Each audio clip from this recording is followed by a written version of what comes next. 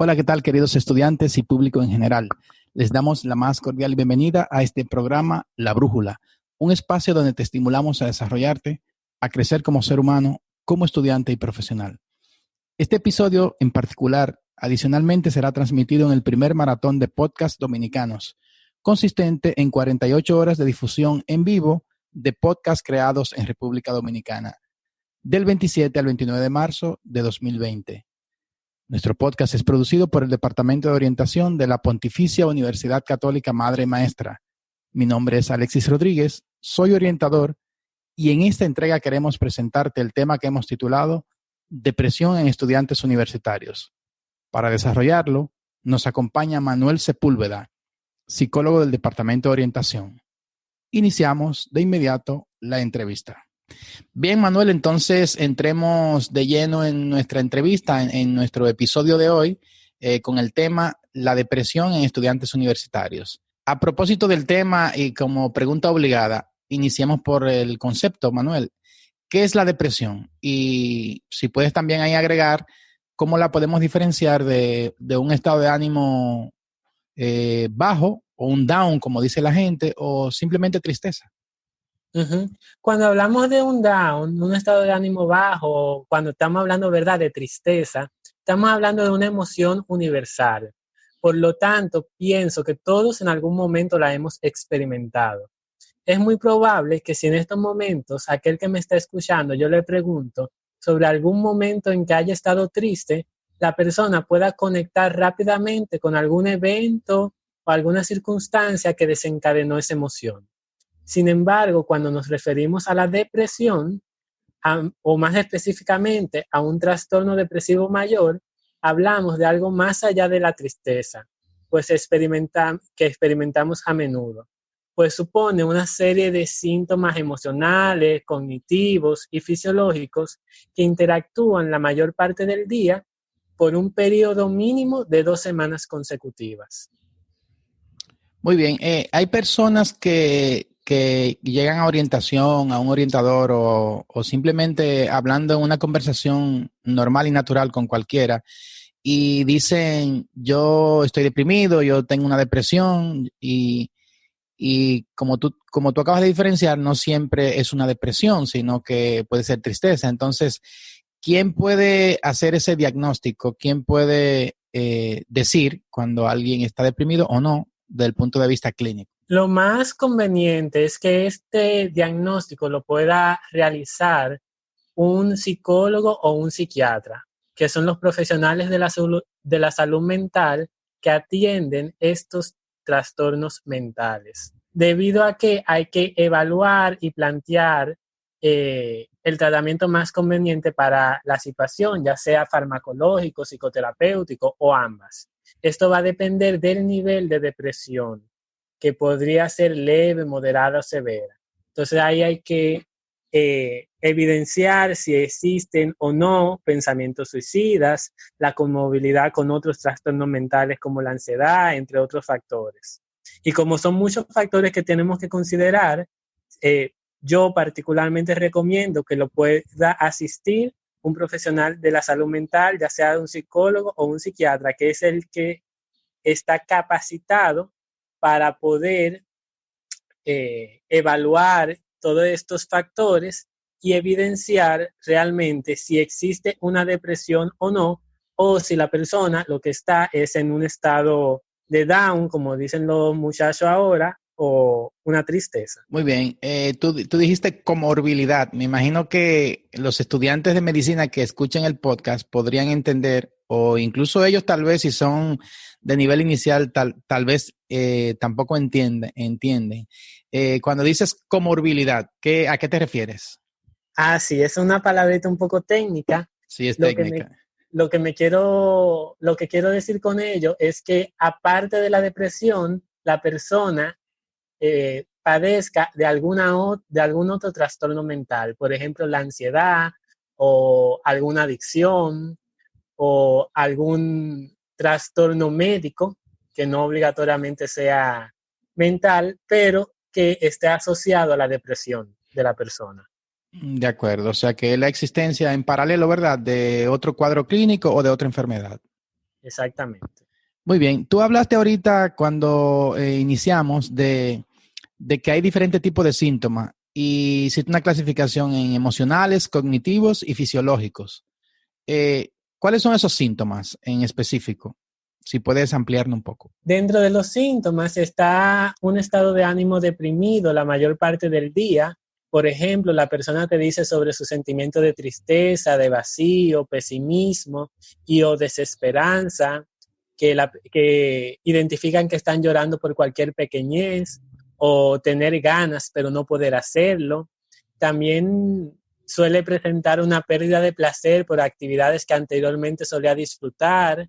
Se aquejan de una falta de interés de juntarse con otras personas, como una tendencia al aislamiento que en cierta medida como que va alimentando la tristeza, una sensación de fatiga y cansancio constante, que muchas depresiones severas, cuando este cuadro empieza a cronificar, las personas suelen aquejarse de que no le permiten ni siquiera pararse de la cama, se suele aquejar de una pérdida de energía o por el contrario, estar que nunca se pueden estar quieto y tranquilo, lo que llamamos en psicología una agitación psicomotora. También se suele presentar una tendencia a la irritabilidad, o sea, que de cualquier cosa cogen pique y la persona se da cuenta que está más irritable de lo habitual, una sensación de que de alguna manera está siendo castigado por la vida, sentimientos de inutilidad o de culpabilidad excesiva. A nivel cognitivo, o sea, de pensamiento,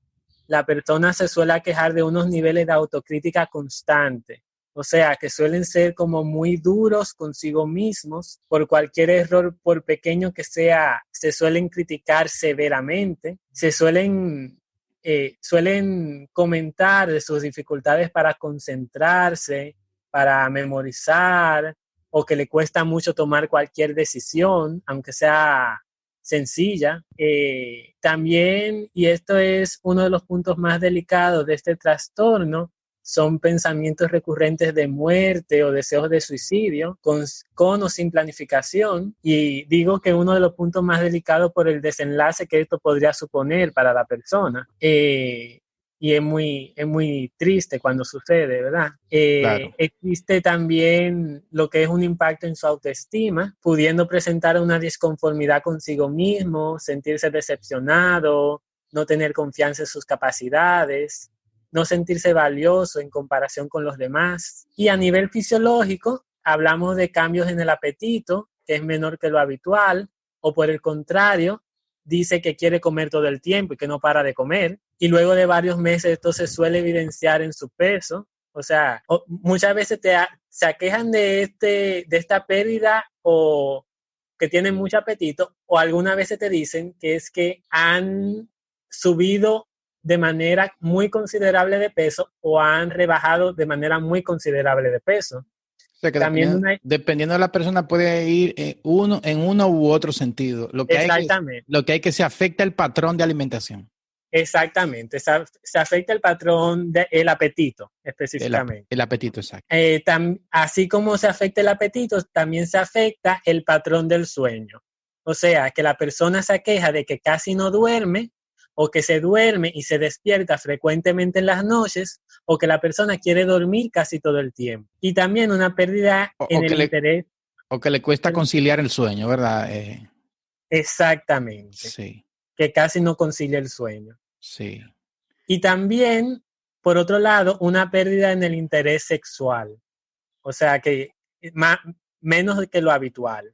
Entonces, no, como puedes percibir, la depresión, a partir de lo que te estoy comentando, no es un sinónimo de tristeza, sino Exacto. que se refiere a algo mucho más complejo y multidimensional, que comprende toda una serie de sintomatología que interactúa de síntomas emocionales, cognitivos y fisiológicos, y que se mantiene durante un periodo mínimo de 2 semanas consecutivas. Y eso es lo que se suele evaluar en la evaluación psicológica o psiquiátrica, con pruebas estandarizadas o con la propia entrevista. Mencionaste algo del suicidio, que es un tema sumamente importante y delicado y que muchas personas piensan que no debe ser hablado, y hay algunos mitos en torno el hablar del tema, pero yo pienso que debemos retomarlo al final de la entrevista para que justamente podamos tener algunas recomendaciones de cómo evitarlo, de cómo ayudar a las personas que están en una situación de depresión y que podrían estar en algún momento teniendo ideación suicida. O sea que te recomiendo que al final le ampliemos un poco más. Pero seguimos con el tema de la depresión en sí misma. Vamos a ver, ¿cómo, cómo la depresión puede afectar a un estudiante universitario? Ya tú me dijiste en general los síntomas que podemos observar, que se manifiestan, pero de manera concreta y específica en el estudiante universitario que es o adolescente, para los que están en sus primeros cuatrimestres, o ya que han entrado en el periodo de la juventud propiamente dicha para quienes están más avanzados. Es importante destacar que cada persona es diferente, ¿verdad? Y que estos síntomas que planteé anteriormente no se cumplen de manera absoluta. O sea, sí se suelen interactuar la mayor parte de estos, pero no es que todos los que comenté anteriormente pues tienen que estar presentes para hablar de una depresión. Lo que sí quería puntualizar es que es mucho más que un down, que una tristeza. Sí, ¿De qué manera esto puede afectar al estudiante universitario? Pues, como se planteaba anteriormente, este trastorno impacta su funcionamiento cognitivo. O sea, una persona con dificultad para concentrarse, para sostener la atención y memorizar, definitivamente tendrá dificultades para el aprendizaje. Asimismo, el impacto emocional que hablábamos, de esa sensación de fatiga, cansancio, de falta de confianza en sus propias capacidades, va a impactar en el desempeño académico de todo estudiante. Y mira cómo aquí en ningún momento hemos hablado de su nivel de inteligencia, porque puede ser que esta persona sea sumamente inteligente, sin embargo, por estar deprimido, pues la persona no pueda desenvolver todas sus capacidades intelectuales que realmente tiene. Y el proceso terapéutico será ir trabajando esta depresión para que sus capacidades innatas pues se puedan evidenciar en su desempeño universitario. Me imagino que también aumenta el ausentismo, o sea que muchos estudiantes faltan a la universidad por justamente tener esa misma falta de interés, de motivación, de ánimo, de deseo, ¿verdad? Exactamente.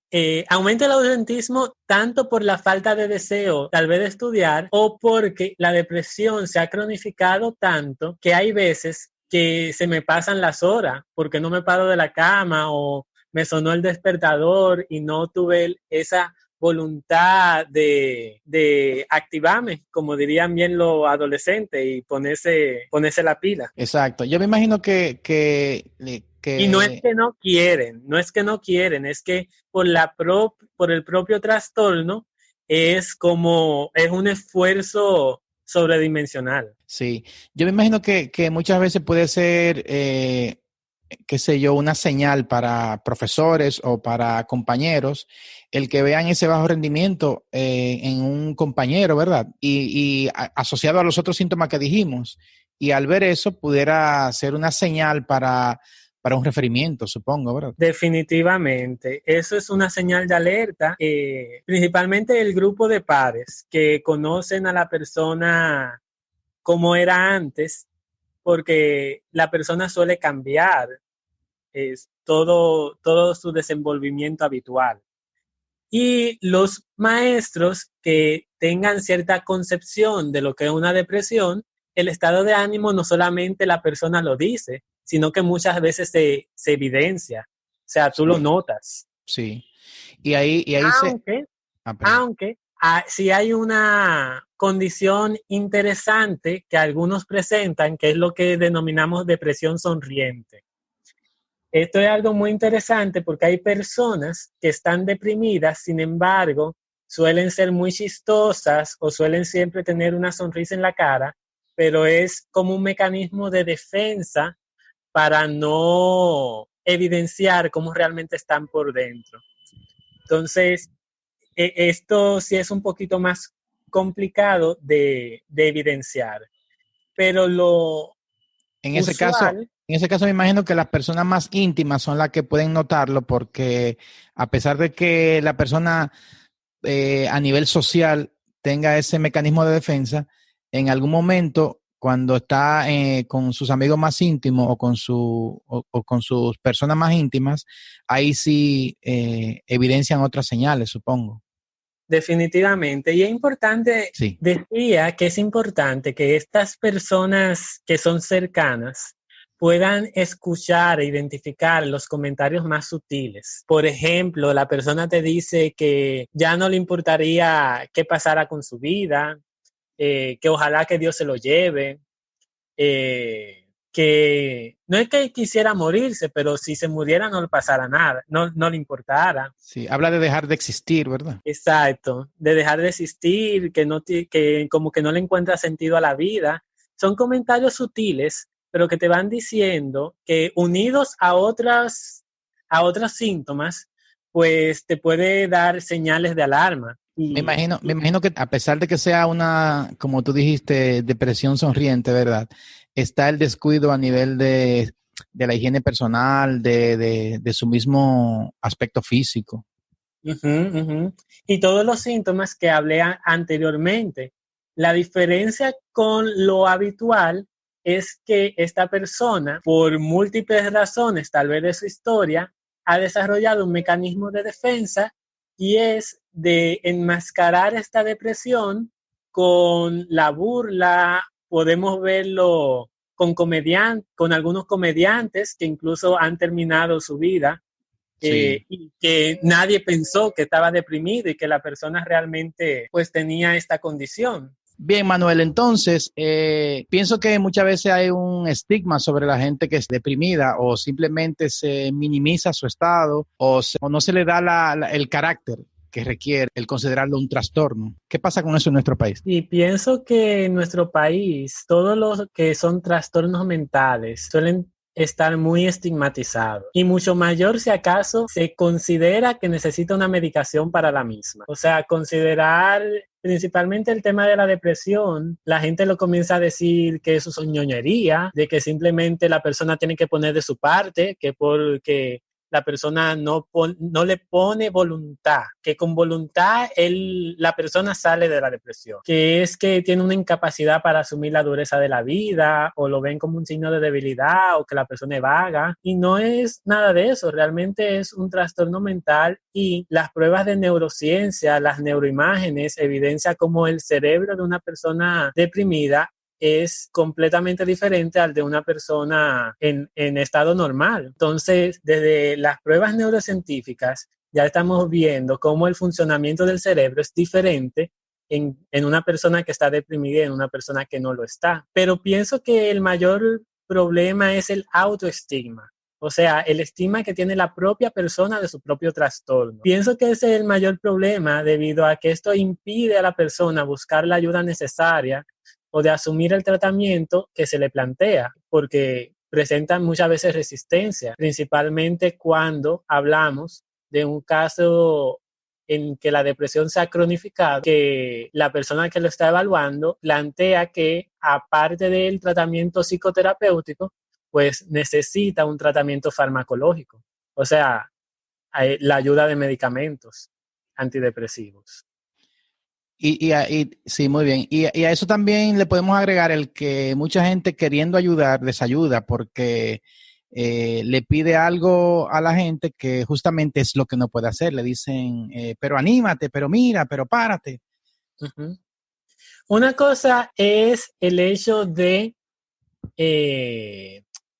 intentar animar y otra como forzar, que eso es lo que uno no puede hacer, o decirle, ven que vamos para esta fiesta y tú deprimido, ve a todo el mundo riéndose y contento y que te le está pasando bien y yo estoy deprimido, pues, y que no puedo, pues lo que puede hacer la persona es hundirse más en su depresión, porque además el hecho de yo ver a todo el mundo que está riendo y disfrutando y que por más que intento yo no llego a ese estado, me puede frustrar más.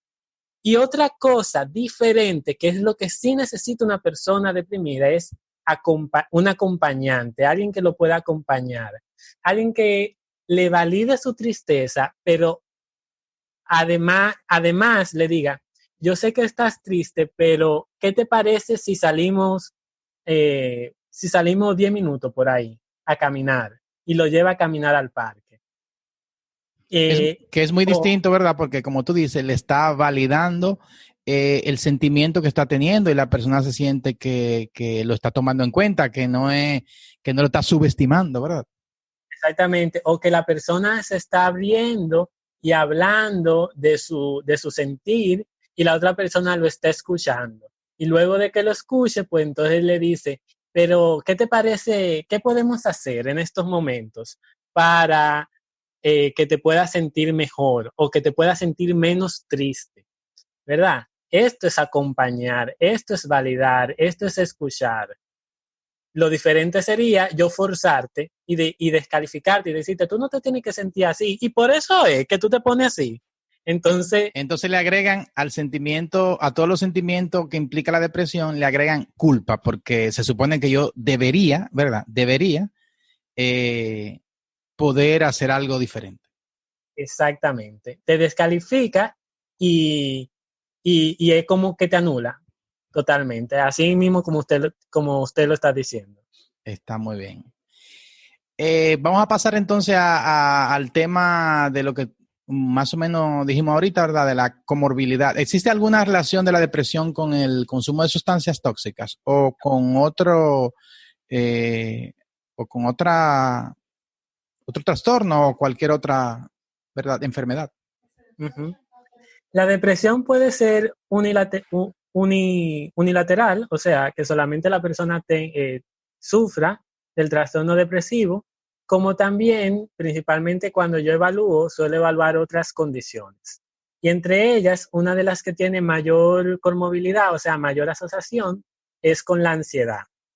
Pero también, como así tú me preguntaste, el consumo de sustancias puede estar asociado a la depresión. Pues como una manera de evadirse y dejar de sentir, la persona puede consumir sustancias como alcohol u otras drogas.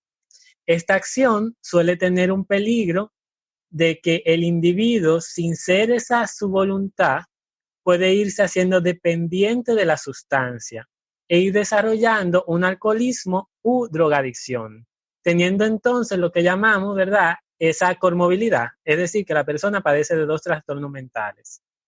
En otros casos, el Me hecho de que imagino, me imagino que sucede, Manuel, porque la persona erróneamente trata de buscar una salida, una una evasión, ¿cierto? salida, exactamente, por eso es que él dije sin ser esa su voluntad, porque la persona no empieza a beber alcohol cada vez que se siente mal porque se quiere alcoholizar. Simplemente encuentra que cuando bebe alcohol, pues deja de sentir esa emoción tan desagradable. Y mira que, Lo, y mira qué paradoja en el caso del alcohol, que el alcohol es un depresor del sistema nervioso central. Lo que pasa es que en pequeñas dosis y en esas primeras dosis actúa como desinhibidor, ¿verdad? Entonces, al actuar como desinhibidor, muchas veces la gente entiende que le sube el ánimo, pero realmente es un depresor del sistema nervioso central. y ahí está otro de los riesgos de consumir alcohol cuando una persona está deprimida, por ese efecto desinhibitorio que sucede al principio.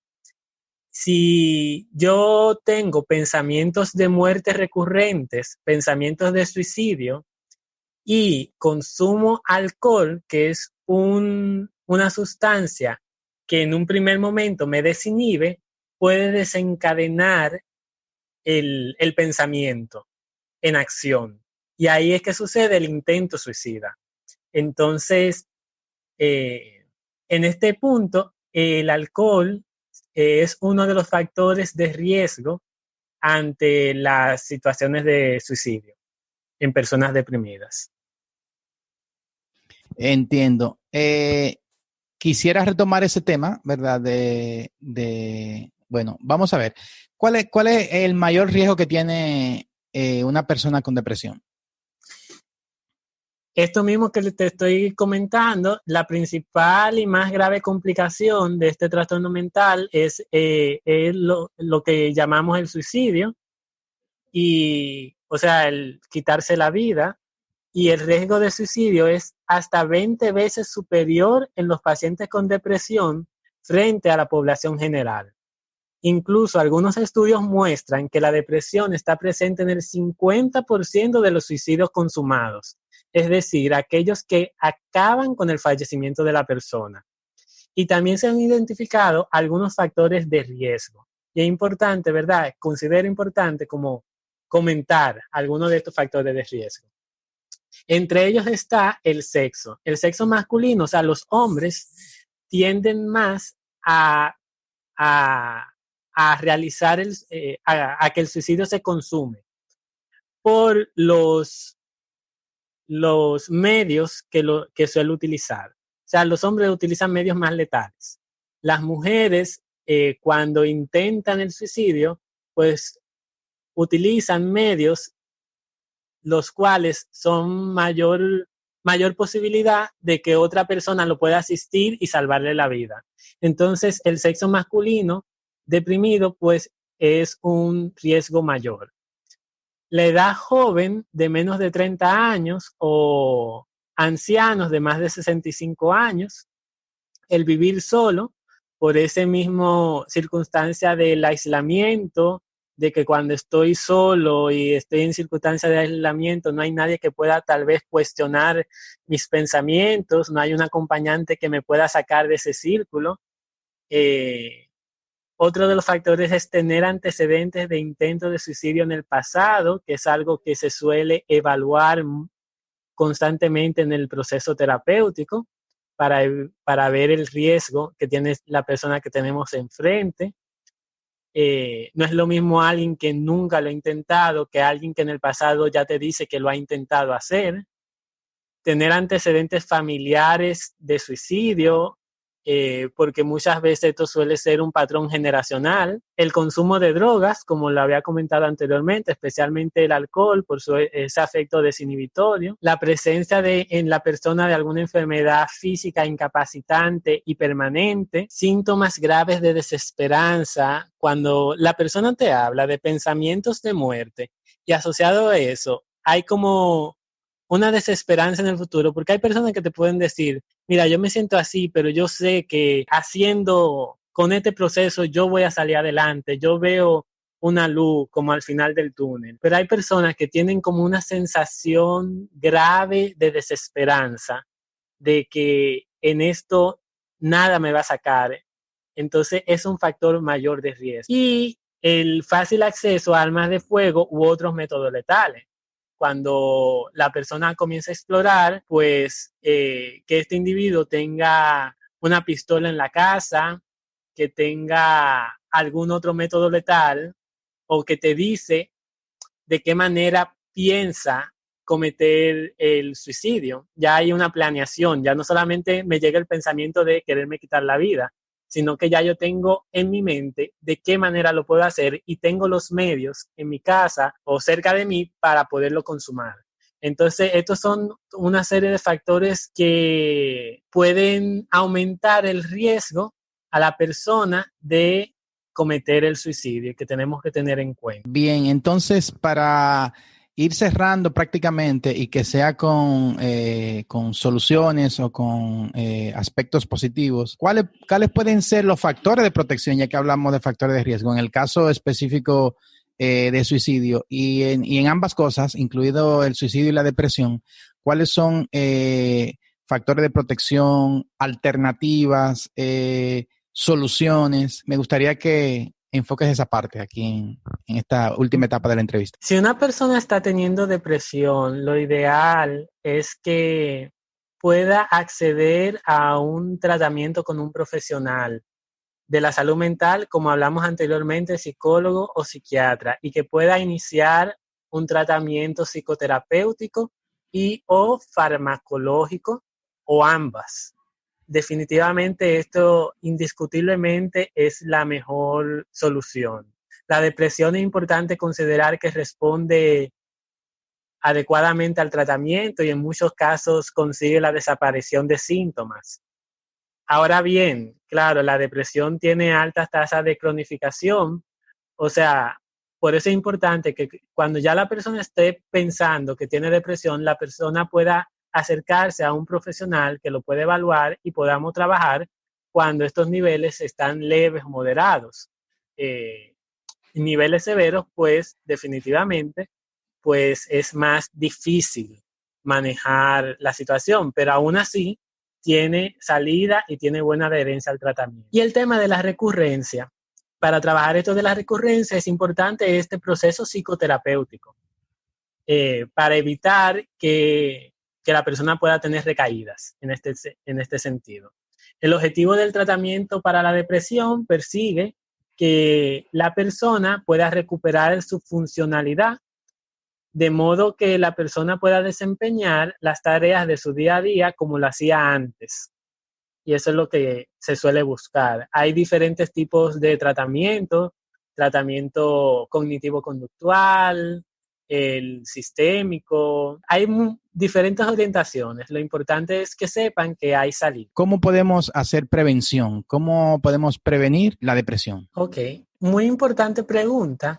A los estudiantes que están iniciando su etapa universitaria, es importante recibir apoyo en lo que se acostumbran al campus, a las exigencias y demandas de ser estudiante universitario, que es muy diferente a la que se planteaban en el nivel educativo anterior cuando estaban en el colegio.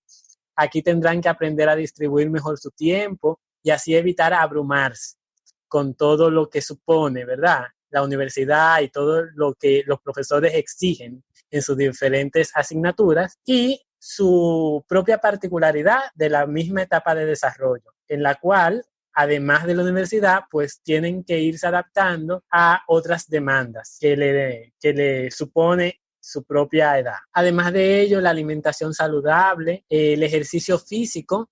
Yo suelo recomendar particularmente mucho el ejercicio aeróbico más que el anaeróbico, pero ambos tipos de ejercicios son importantes en su cotidianidad. Cuidar los vínculos afectivos, es decir, crear y mantener las relaciones interpersonales, tener una vida social activa. Esto es un factor de protección para la salud mental en general. Practicar el agradecimiento con la cotidianidad de la vida, ser agradecido, practicar actividades de disfrute que le generen placer a la persona, sean estas con un correlato económico o no, es decir, practicar sus hobbies, tener hobbies y practicarlos. Cuidar el sueño, el patrón del sueño es muy importante y eso hay que cuidar. Por eso es tan importante lo que mencionaba anteriormente de saber distribuir adecuadamente el tiempo para evitar tener que amanecer continuamente. Establecer metas realistas, porque muchas veces somos muy duros con nosotros mismos y tenemos que establecer objetivos que realmente puedan ser cumplidos de manera terrenal, ¿verdad? Y vivir el presente, porque muchas veces por estar viviendo mucho en el pasado, que no podemos cambiar, nos podemos ir deprimiendo, porque lo que ya pasó, lo que podré hacer es alimentar mi tristeza o alimentar mi culpabilidad o criticarme por aquello que no puedo cambiar. Mientras más me enfoque en el presente y viva el aquí y el ahora, pues más conectado con mi salud y estado mental positivo tendré. Igualmente de vivir mucho en el futuro, pues me va a generar mucha ansiedad, porque es algo que tampoco puedo controlar. El aquí y el ahora sí. Muy bien, Entonces, muy bien. estas son algunas recomendaciones. Sí, en general, hacer las cosas que nos gusta hacer, tratar de siempre ser productivo de alguna manera, ¿verdad? Estar activo, todo eso y cualquier cosa que nos ayude a desarrollar habilidades para la vida son de alguna manera factores de protección. O sea que lo importante siempre es eso, que se pueda prevenir, que es más barato y más efectivo que tratar, que curar cuando ya se ha instalado alguna enfermedad o algún trastorno. Definitivamente. Estas son recomendaciones básicas y que la podemos incluir en nuestro día a día de manera gratuita. Muy bien, excelente. Creo que has hecho un manejo bastante amplio del tema, que hemos cubierto una buena parte, ¿verdad?, de todo lo que se puede abarcar. Y Entonces, permíteme también puntualizar que aquí en el Departamento de Orientación de esta universidad contamos con un equipo de orientadores, entre ellos varios psicólogos de diferentes especialidades, con el que el estudiante universitario puede contar para recibir apoyo en estas situaciones. Así que se pueden acercar al Departamento de Orientación y pedir una cita. excelente. Aquí se hace consejería, terapia breve, se interviene, se hace intervención y cuando se requiere ser derivado, ¿verdad?, a otro profesional o a otros servicios, entonces también se hace. O sea que pueden contar con el Departamento de Orientación siempre y 100%. Bueno, damos las gracias a Manuel por habernos acompañado en el día de hoy, por entregarnos este conocimiento, esta sabiduría y vamos a ir despidiendo. Recuerda visitarnos en oriblog.do, que es el sitio web del Departamento de Orientación dentro del portal de la Pontificia Universidad Católica Madre y Maestra. Ahí puedes hacer tus preguntas o solicitudes de temas. Hay un formulario de contacto en donde puedes hacer esa solicitud.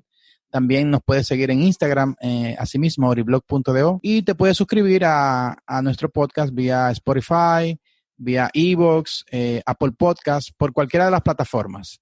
Así que hasta la próxima. Gracias, Manuel. Muchísimas gracias a usted por invitarme a su programa. Bueno, hasta la próxima.